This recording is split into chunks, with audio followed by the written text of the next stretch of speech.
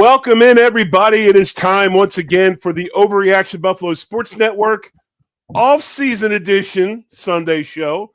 The kids are in charge today. Myself, the big O, Jerry Ostrowski, John Fina, as always, here on a Sunday night, getting ready to talk a little bit about what is going on in Buffalo as far as coaching staff. Obviously, Joe Brady named as head coach. We know all this. We've got the particulars on some other major important roles on the team, OC, DC, special teams coordinator. Lots to talk about, John. How you doing, man? Oh, I'm doing pretty good. You know, it's interesting, Jerry. We haven't really gone through this for about 9 years. I mean, we've seen a couple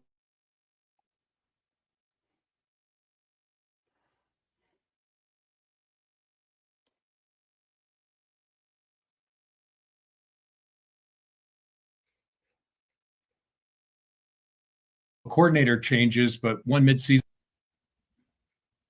and I'm back. Am I with you? Yeah, you're with me. I didn't know if that was me or that was you. I was just saying, I'm pretty sure it was me. Just saying, you know, it's a little bit of new territory. We've had a few changes over the past 9 years, but now it's wholesale, right? Top to bottom coaching staff changes. So really exciting. And there's a lot to dig into with the personalities that they've hired at the coordinator positions. You know, everybody's got their opinion. I'm interested to hear what yours are. You know, I think maybe, you know, I mean, hope springs eternal, right? And you like that spring water to be nice and fresh. So this offseason, going into 2026 for the Bills, we get a fresh fountain of youth stream. Well, you know, I think the thing is, John, and you look at the coaching decision. Of course, we had the show on Monday. We had your show, Sailing's Off Tackle with John Fina's show. Didn't know that Joe Brady was the coach yet. Kind of talked about it, what we thought, and I don't know if either of us were, you know, super excited or super pumped up about it. I mean, it was one of those deals where, you know, you think when you have a coaching change that you would get, you know, wholesale, like it'd be start anew, start fresh, right? But really, if you sit back and you think about it, John, I mean, the Bills did not need a complete redo. They needed some things tweaked here and there, and obviously, you know, it's one thing if the defensive coordinator is not the head coach, but when the defensive coordinator is also the head coach, and you're wanting to try to revamp the defense, you've got an offense that is done very well, especially with Joe Brady over since he's been calling plays. It's kind of hard to just blow the whole thing up. So I can kind of see where they're coming from. Obviously, you know, defense will be something we talk about quite a bit tonight. The new defense coordinator is kind of exciting. I think he's somebody that's going to bring some, you know, attacking style of defense to Buffalo. But you know, it's just one of those things where I don't think that you had to blow it up. They did what they thought they needed to do. Now we sit back and see if it was the right decision. Yeah, Jerry, to what you said twice, didn't really need to blow it up, right? And you know what they say, if a frog had wings, he wouldn't bump his ass hopping, right? So, and you can't rewind time. You can't change the circumstances that were. But this Bills team goes to the Super Bowl without the injuries we've had. So this going back and applying the shortfall and looking at it through the prism of injuries and saying why the wholesale change brings you back. And I don't want to rehash this, but I just been thinking about it a lot. I've had a lot of time to think over the past week and a half, circumstances in my life, and just kind of surfing through everybody's opinions. And I just keep going back to, we didn't need to blow it up, but between Bean and McDermott, that must have been the blow up. You know, right. McDermott doesn't want to report to Bean. He wants to report to Pagula. And well, now we're here. It's a power struggle, just classic old school power struggle. One guy ends up on top, and then you get this wholesale change. But I firmly believe we don't have the injuries that we had this year, which were just absolutely like, you got to the point, Jerry, I think you were probably like me. After every game, you're like, yeah, okay, another one. I get it. I mean, you're just not even surprised anymore. There's some interesting parts to that too. Like now we're having training staff and wait staff, whatever, supposedly, reporting directly to Brandon Beane, and they're going to come up with it. And then there were some things said about we had some self-inflicted injuries. I mean, I don't know. Whatever they figured out, they need to go ahead and get it implemented and get this thing taken care of, because there was way too many injuries this season. And then, I mean, hell, we get hurt in the off season running in OTAs and everything else, where we constantly got people that are involved with injuries. So hopefully we can get that squared away. But anyway, one thing I want to start talking about is obviously we've got some coaches that are joining the staff, some coaches that have been announced. We'll start with the offensive coordinator. Pete Carmichael, obviously Pete Carmichael, 54 years old, from Massachusetts. He's a Boston College grad, well-traveled in the NFL, and obviously he is a Sean Payton guy, right? I mean, he was with the Saints. He was the quarterback's coach, passing game coordinator, then offense coordinator in New Orleans. Obviously built a relationship with Joe Brady there. Was in Denver as of late with Payton again as the senior offensive assistant. But I believe that, this is one of those things where if Joe's going to call plays, which he's come out and said he is, John, he's going to call plays. He has to have somebody, though, he is comfortable with and he knows to be able to handle all the things that he won't have time to handle now because he's the head coach. And I think that Carmichael checks all those boxes. Yeah, he does. And here's what I like about the hire, Jerry. A couple of things. First is Sean Payton has a pretty strong reputation on the offensive side of the ball. And working for a guy like that who's, I feel like has at least mid to upper tier of innovation of offense, I think that's a huge plus. And then secondly, you look at the variety of teams that he's worked with in various roles between, tight ends coach, offensive assistant, quarterbacks coach. To me, that gives him a really broad view of styles and philosophies.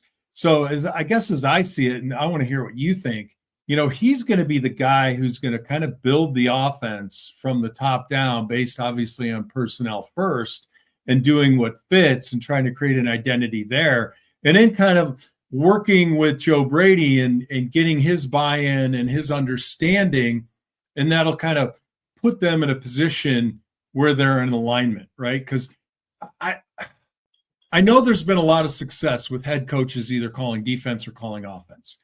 I don't always love it because I think it just adds such a deeper layer to all the things that head coaches have to do. So you're more in position meetings, you're more in extra meetings.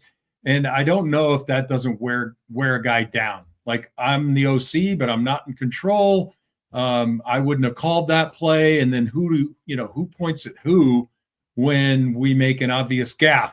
And those are going to happen. So how's your take on this hire? Overall, I'm a big fan of the hire. I mean, it's fine. I mean, I think the familiarity of each, their friendship and knowing how each other works because they work together is a big part of this. I mean, you don't have to be the guy that grinds over the play sheet all the time to call the plays. You can do a lot of work without doing some of the other things that Carmichael will do and still call plays. So I think that's a big deal. This misconception of if you're not the guy that's in there grinding all the time over it and everything else, that you're not able to call plays. I mean, this gives Brady an opportunity to do what he's got to do as far as being head coach, because those responsibilities are going to be there. I think the biggest thing with this is, and I think it goes back to what I kind of talked about if we went with like a Davis Webb or somebody, having a veteran presence on the coaching staff. Okay, because the DC's young too. Now the special teams coordinator has been around a while, but this is a 54-year-old guy in Carmichael that's been in the league. He understands things. They know one another. And for all intents and purposes, it's a bit of a security blanket for Joe Brady. He's got a guy he can trust and he can lean on. And that's a big part of this because, do I think Joe Brady's ready to be a head coach? I do. I mean, there's a lot of teams in the league that thought he was ready to be a head coach. Interviews over the past 2 years. And some he went back for second interviews. But he still is a bit immature and needs a guy like this to help him with some things. No, I agree with you. I think you make really good points there. I think the nice thing is you're not pulling a guy into a head coaching role that hasn't been interviewing. So once you start interviewing for a position, you start taking a much, much more precise look at how all of the team is run, the structure. Like Marv Levy was so great at it. I mean, you knew when you were taking a drink of water from top to bottom. And of course, we weren't in the coaches' meetings and meetings with the general manager, but you can be sure that Marv had a really strong structure to that. So Joe Brady might be ready. I just thought in the overall number of people who are available, I almost had the feeling like that rift might have been with Bean and Brady too. So that's kind of what surprised me a little bit, but I'm happy to have him. I like that he's a young guy. I hope he probably explain that a little more. Explain that a little more. Why you thought the rift would be between Bean and Brady as well. Explain what you're getting. Well, it's just an assumption or a suspicion, right? I mean, you just never know where the alliances are. So it could have been that, it could have been the situation where Brady was more of a McDermott guy. And it turns out he wasn't, that he was probably more in the middle. So it sort of solidifies my feeling that there was a big rift between McDermott and Bean. And the fact that, Brady sticks around, gets the head coaching job, suggests that there might be another piece of that power struggle, including Joe Brady. We'll never know. But you know what, whether he's ready or not, he's our guy. And hopefully he took a hell of a lot of good notes, because McDermott did some great things. And I'm forever grateful for that guy leading our team. Well, I am too. And I don't think that Joe Brady necessarily got in the middle of this power struggle. No, I'm saying he probably didn't, which is why he's still here. Right. Had he been a part of it, he would have been gone. I think Brady probably, just like the rest of the coaches on that staff, got caught up in the middle of they got caught up in the crossfire. Yeah. And if anything, I mean, kind of what's been alluded to, and it's been alluded to in other avenues as well, that maybe Sean had a bit of a he was as far as the assistants go, he was kind of a micromanager as far as some of that goes. And he would, you heard him talk about, he'd make comments about the offense being too cute. Obviously, he took play calling away from Bobby Babbage Jr. in the middle of the season. So he's got a bit of that micromanager kind of personality to him. And maybe that's where the rubber met the road between him and Bean, trying to micromanage the roster as well, than Bean, whatever. And, the rest is history. But really, I don't think, and like I said earlier, man, when you really start looking at it, you didn't have to blow the whole thing up. And who better to continue to coach the team at this moment than a guy that's out there trying, that's had a bunch of other offers. Because here's the thing. If he wouldn't have been the choice for head coach in Buffalo, he'd have been out the door and been somewhere else working. I mean, I agree with that. Now, you say we didn't need to blow the whole thing up, but let's look at the upsides, okay? I don't think anybody was particularly happy, and maybe Babbage wasn't happy running Sean's defense either. So I think by blowing it up and bringing in Brady, now we get a new DC. All right, we'll talk about the DC. But on the offensive side of the ball, none of this matters if we don't change our personnel a little bit and keep guys healthy, right? Those are really pretty much the two things. We need one or two pieces on offense at the, finger quote skill positions, but beyond that, staying healthy. So are they going to go out and get the people to help Brady and Carmichael be successful? Are they going to be able to stay healthy? We'll find out. It's so painful to see guys on the slab, I mean, even when we played too, it's like, oh, you lose a key piece, and you just, people think, oh, it's just one guy sometimes. And, but when it's three or four guys all at the same time, two on this side of the ball, three on the other side of the ball, that's a compounding, interest. But I will say this: there's a lot of there's a lot of question marks. I mean, there's a lot of things that need to be answered. But I will say, other than Kubiak, who we'd have to wait 2 weeks to interview, and you can't really go ahead and wait around 2 weeks, Nope. who else out there was head and shoulders better than Joe Brady? I don't know if there was. I mean, you had a bunch of young kids, right? I agree. Don't forget, Joe Brady's a young kid too, right? I agree. And frankly, he was near the bottom of my list, not because I don't care for him, but in the process of blowing everything up, I just thought, how is anybody going to survive? So, well, my thing is, John, it wasn't him. And it wasn't like I was pining for him either. I mean, I was excited about the thoughts of bringing in a young guy and seeing what happens. But I think when you really sit back and look at it, it'd be one thing if Josh Allen was 25 or 26. He's 30 years old. So to just blow it all up and say, hey, whatever. I mean, it's hard to do at this point. And this is of all the evils, I guess this is the lesser of all of them, right? Yeah, and I think there's an upside too that Brady is there with Josh because Carmichael doesn't know Josh. I mean, he knows his game, but he doesn't understand his personality. And I think it's not like when you and I were playing youth football and it was one recipe for everybody, and you're all doing up downs and running sprints. If you don't behave, you gotta have a grasp of these guys' personalities.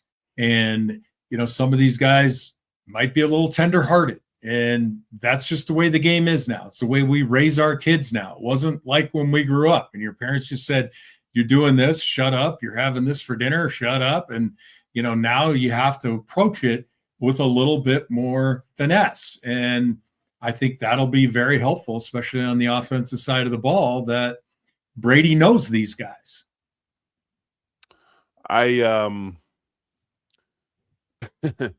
Time will tell, and I think the whole relationship between Carmichael and Josh Allen is going to be fine. I mean, Carmichael, hell, he coached Drew Brees, right? I mean, he understands what's going on. But the other part of this that I think is interesting, and before we get to the defensive side or special teams, obviously another hire was made. Pat Meyer was named offensive line coach. I mean, you don't have to be football savvy or whatever to read between the lines, okay? Chicago Bears. Offensive line coach, Buffalo Bills offensive assistant, offensive line coach. Who was he working with? Any guesses? Aaron Kromer. Aaron Kromer retires. The guy that worked with Aaron Kromer is back. So, obviously that's where this whole thing. I know that they had a relationship. I believe Joe Brady and him from when he was in Carolina in 2020 and 21. Knew each other from there, but this is another Kromer guy. I wouldn't doubt if they didn't call Aaron Kromer and say, hey, who would you suggest for this gig? And Aaron suggested Pat Meyer. So we'll see how this goes. Obviously, all offensive line coaches are different. He learned under Aaron Kromer. Will he coach like Aaron Kromer? We'll find out. Now, there's been people that say that he does coach like Kromer, that he coaches each individual player individually. He doesn't try to force feed everybody the same techniques. So that's good to know. But one thing, he's stepping into a veteran group. He's got two guys that are going to probably move on because their contracts are going to be too massive to re-sign, especially with what we got going on in other areas. So if those two move on, we'll probably have to get a couple new guys in here. But obviously, that was the deal of this was, we can't have Aaron Kromer. Let's get a guy in here that's a lot like him. Right. Yeah, and that's a coaching tree I can get behind, Jerry. I know you met with Kromer. I've met with Kromer. If Pat Meyer is at least 50% like him, I think we're doing pretty good. 75%, we're winning, right? And there is a lot to offensive line play with respect to what can a guy do with his body? How does he bend? How does he move? And you're right. You can't force one single technique on everybody. I mean, could you imagine trying to make Deion Dawkins and Spencer Brown do the same thing? Which would you choose, or would you go in between? I mean, come on, dude. You know what you would choose. I know what I would choose, but I mean, actually, I'm somewhere a little bit more in the middle. I mean, I was nothing like either of those guys, but a blend of the both. I don't, but look, it is a good thing to have that position solidified. And I think a very important thing with respect to the upcoming draft, I think there's going to be a lot of mid-round offensive linemen coming off the board. I think it's important that you find the one that fits, versatility, your type of offense, the athleticism, and everything that they're trying to get. And I think this will be, they'll be signing some offensive linemen for sure, because there's going to be huge competition for a couple of spots among the guys that are already on the squad, practice squad or otherwise, and then new guys coming in. Let's move on to the defense. Let's move on to Jim Leonhard. Your thoughts on this hire? I'm pretty excited about it, actually. Yeah.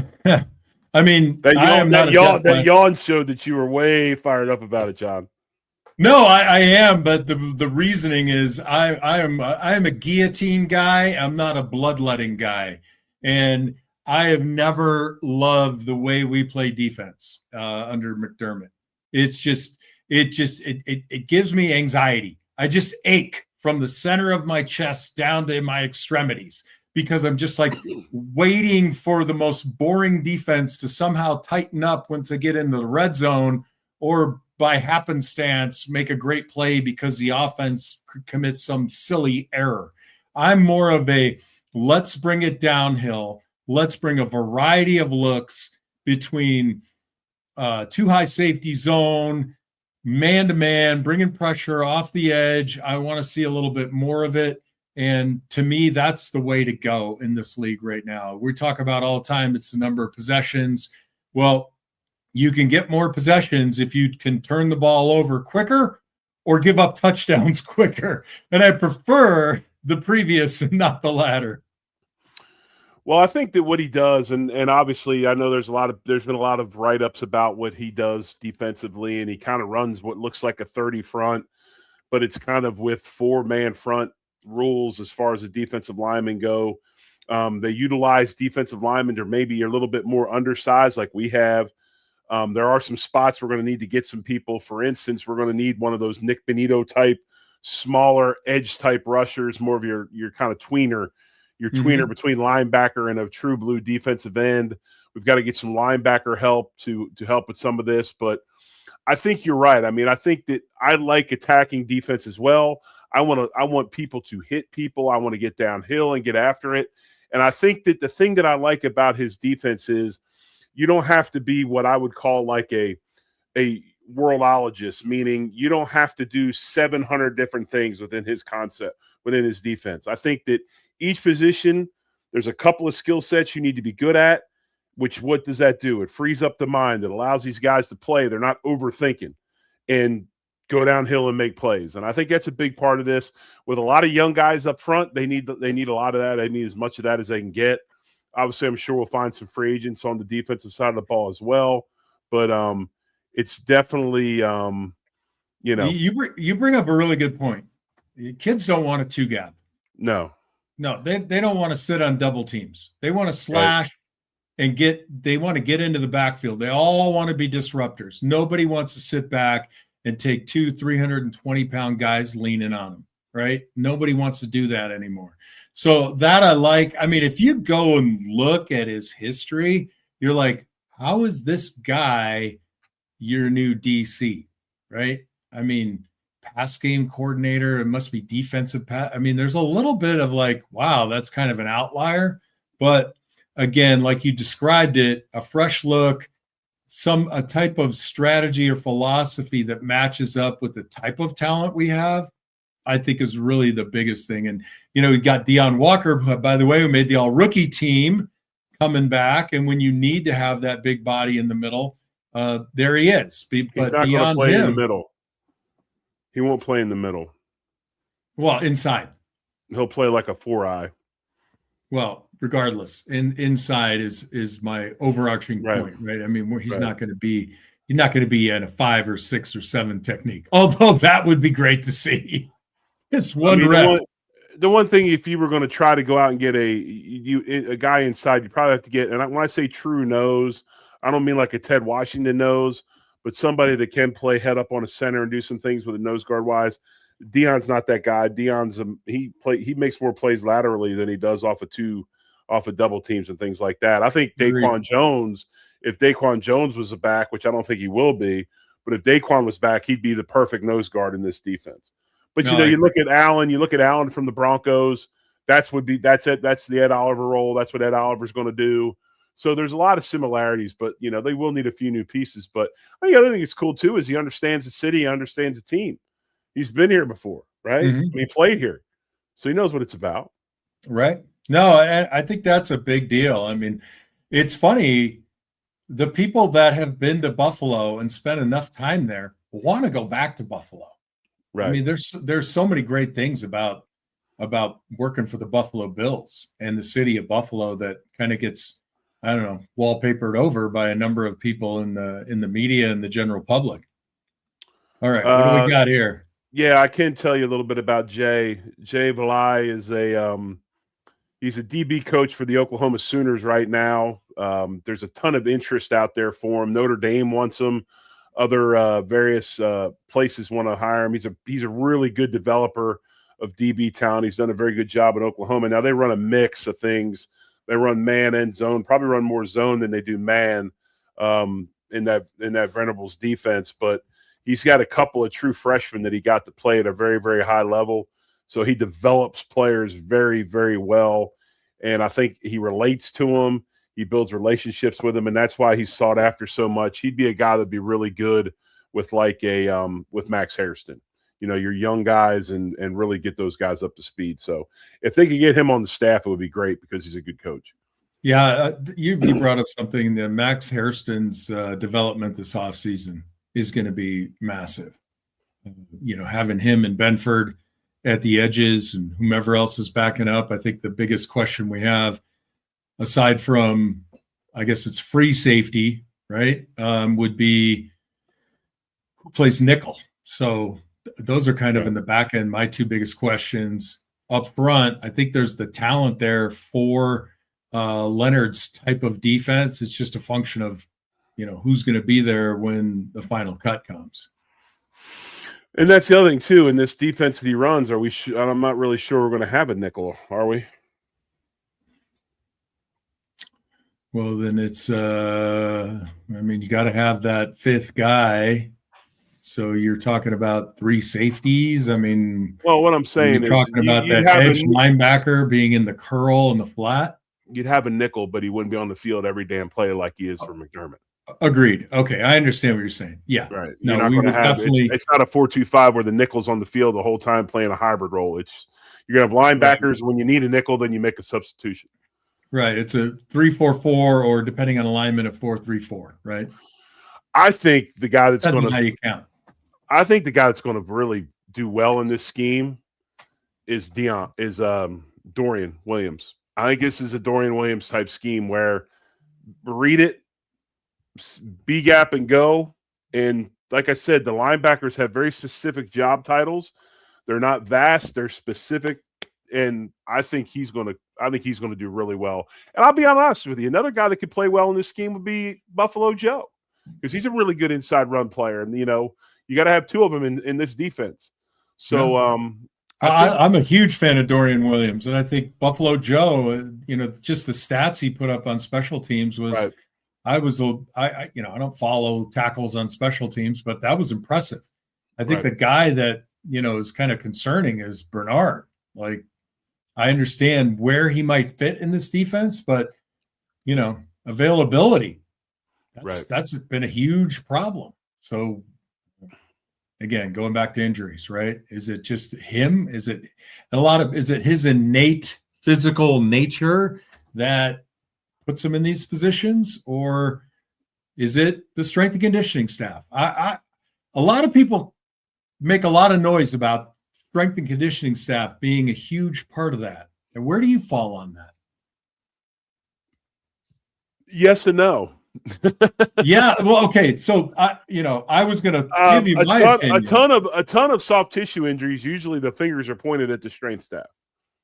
Okay, that's where they're pointed because there's a lot of things you can do to try to diminish soft tissue injuries. Now, here's what I don't know, and I say this all the time because people right away want to go, "It's the strength staff." Do you know? Because are you sitting in the corner of the weight room for a week? Okay, that's right. What I tell people. If they invite me in and I sit there from morning until afternoon and watch workouts for a week, I can tell you what they're doing if it's good or bad. I would have to think it's probably good. There's a lot of things that go with pro players too that are different than college. Some of these guys go off and do their own thing. And that's what I was going to ask you about.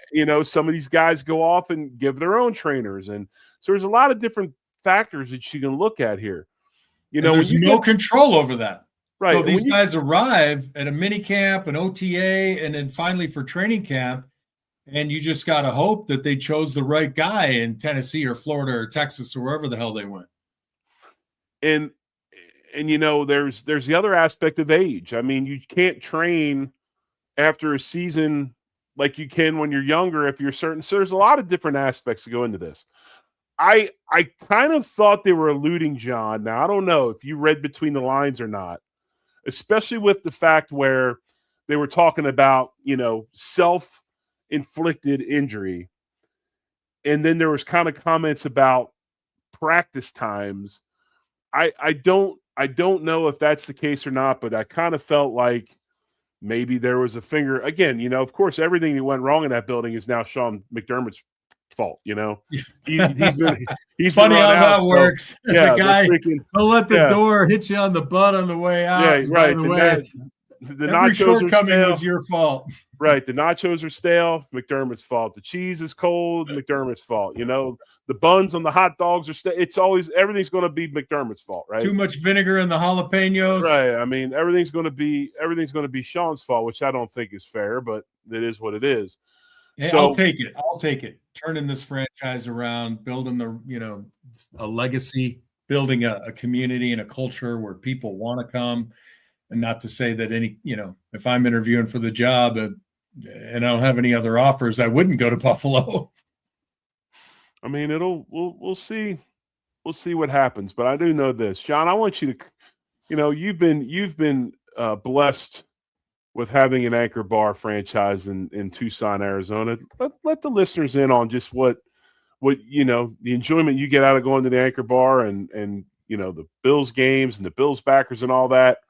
A little bit about the Anchor Bar, a proud sponsor of the Overreaction Buffalo Sports Network. Jerry, what a legacy from Frank and Teresa Bellissimo, starting in 1935 with their initial Anchor Bar. And in 1964, they cook up some wings for the kids. And all of a sudden, everybody thinks, wow, how about that? Buffalo is synonymous with football, with hockey now. And anything else you would say would be chicken wings and Salem's hot dogs. But everywhere, you can't go to a sports bar or practically any restaurant now where they don't say buffalo wings on them. And frankly, I'm lucky. I mean, they serve 15 million pounds of fresh, never frozen wings every year. And I get them here in Tucson, Arizona. There's 17 franchise locations, Jerry, not just great wings, but incredible pizza. I had the beef on weck a couple of weeks ago, and it was outstanding, tender and delicious.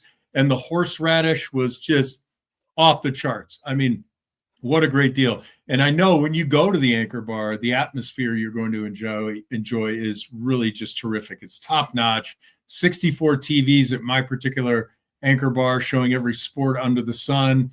It's jam-packed. Get out. Thanks, Anchor Bar, for supporting the Overreaction Sports Network. Get out to an Anchor Bar. And if you can't get to an Anchor Bar, order the wings, baby. Order the sauce. Anchor Bar, again, a proud sponsor of the Overreaction Buffalo Sports Network. We thank them very much for their partnership.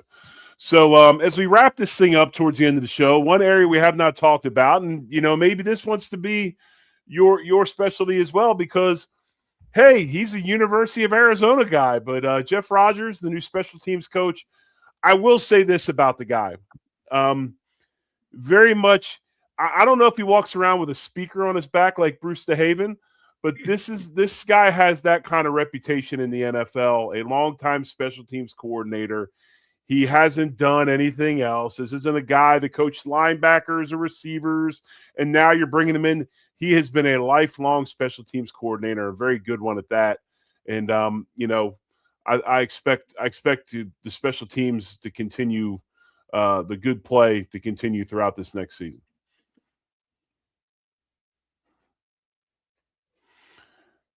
John's a little bit frozen up. We'll get to him in a second, but just a quick, if you look across the NFL and some of the places that he's coached, obviously the 49ers, he's been either at the by Carolina punt Panthers. or by kickoff. He's my guy. Eliminate all the flags on returns, and you're my guy, right? Everything else being equal, that would be great. Yeah, so I'm excited about it. Obviously, another Denver guy. We kind of rated the Denver Koffers, so to speak, of coaches. We've got a bunch of Denver guys coming in, 3 of them to be exact, which you would expect since, of course, Brady has that Peyton connection. Well, and look at the way Sean Payton just kind of blew up over like some of his assistants and what was going on recently. I mean, if I was on that staff, I'd be like, exit stage left for me. What's the nearest open position I can get to? But this is the Overreaction Buffalo Sunday postseason show, brought to you and presented by FanDuel, our good friends at FanDuel. We couldn't do it without them as well. They've been great to us this season. A sponsor here of the Overreaction Buffalo Sports Network. So thanks to FanDuel.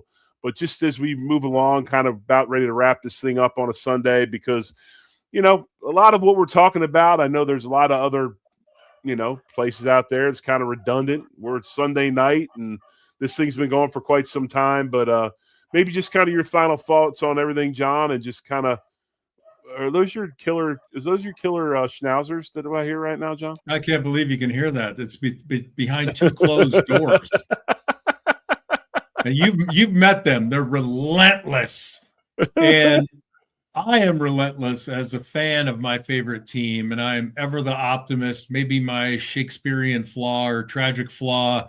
It's that time of year.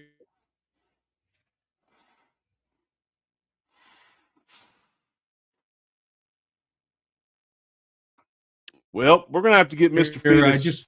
Every year now. So I'm thrilled to have a go fresh ahead and start. repeat. Go ahead and the repeat guys that we have, and with the. Go ahead and repeat what you just said, John, because you cut out there through the beginning. I was just saying I'm ever the optimist for the Bills, right? And maybe that's my tragic flaw, but it's a fresh start with a lot of familiar faces. And the entire roster isn't gone, so I think that kind of builds up the appetite and the momentum. So I'm excited. I always get excited for the Bills. I love talking about the Bills. John, I appreciate you. I appreciate everybody watching and listening and tuning in to the Overreaction Buffalo Sports Network as they have all season. And just so you know, we'll continue shows throughout the offseason as we get things solidified as far as schedules go and everything. I'm not real sure about are you going tomorrow night or are you not going? You guys going tomorrow night? I think Joe and I are going to record the Off Tackle Show, and it'll be available to you on everywhere you download your podcasts, as well as overreactionbuffalo.com. Right. Not sure about Tuesday. Wednesday, we'll have 7 Days of Sunday, me and Zig Fracassi. I'm sure that'll kind of morph into a little bit more of a not just Buffalo Bills, but a kind of maybe like a league-wide kind of a show throughout the offseason. We'll have our Bill segments and what's going on, but we'll also dive into some other parts of the NFL. Zig being on the Sirius XM channel has a lot of good guests throughout the week and information that we'll like to bring to you. And, of course, then the rest of our shows during the week. So we thank you as always. Hit the like, subscribe, and all that. And as always, folks, John, you like to always say this? I do, baby. Today, tomorrow, and always, go Bills. Much love, folks. Go Bills.